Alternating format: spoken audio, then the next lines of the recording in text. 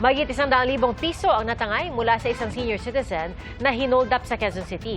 Sa ikinasang follow-up operation, naaresto ang isa sa mga suspect. Saksi, si Jamie Santos.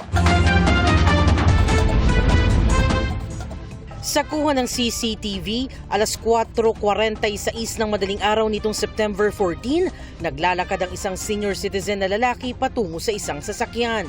Kuha ito sa isang establisimento sa Timog Avenue, Barangay South Triangle sa Quezon City. Napatigil ang senior citizen sa paglalakad dahil kinausap ng isang lalaki. Ilang sandali pa, sumakay ang senior citizen sa sasakyan habang inaalalayan ng kinausap na lalaki. Maya-maya, isang lalaki naka-helmet ang lumapit sa kanila, sabay tutok ng baril. Isa pang naka-helmet din ang lumapit sa mga biktima para hold upin. Natangay ng mga suspect ang pouch bag ng senior citizen na naglalaman umano ng mahigit 100,000 pesos na cash at mga ID. Tumakas sa mga suspect sakay ng isang motorsiklo. Sa pag-iimbestiga ng QCPD, natuntun daw nila ang isa sa mga suspect nang magsagawa ng backtracking.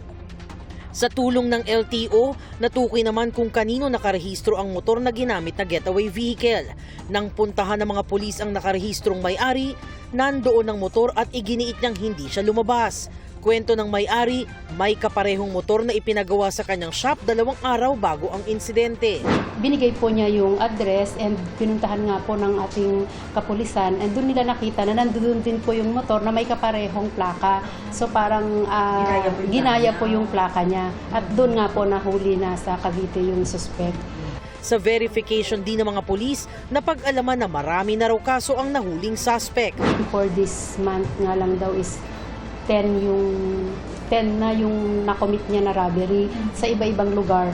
And nung further investigation din po, nakita na almost 22 ang warrants nitong suspect na ito. May tipster daw ang mga suspect. Bukod sa mga senior citizen, target daw namang ito ang may mga suot na alahas at dalang gamit.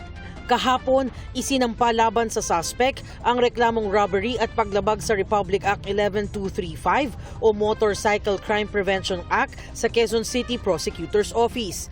Isinailalim na rin siya sa inquest proceedings. Isang hiwalay na reklamong paglabag sa Republic Act 10591 o Comprehensive Firearms and Ammunition Regulation Act din ang ihahain sa Office of the City Prosecutor sa Imus, Cavite. Nasa kustodiya na ng pulisya ang arestadong suspect at hindi pinayagang aming makapanayam. Patuloy naman daw ang paghahanap sa kasabwat nito. Para sa GMA Integrated News, ako si Jamie Santos, ang inyong saksi. Mga kapuso, maging una sa saksi. Mag-subscribe sa GMA Integrated News sa YouTube para sa iba't ibang balita.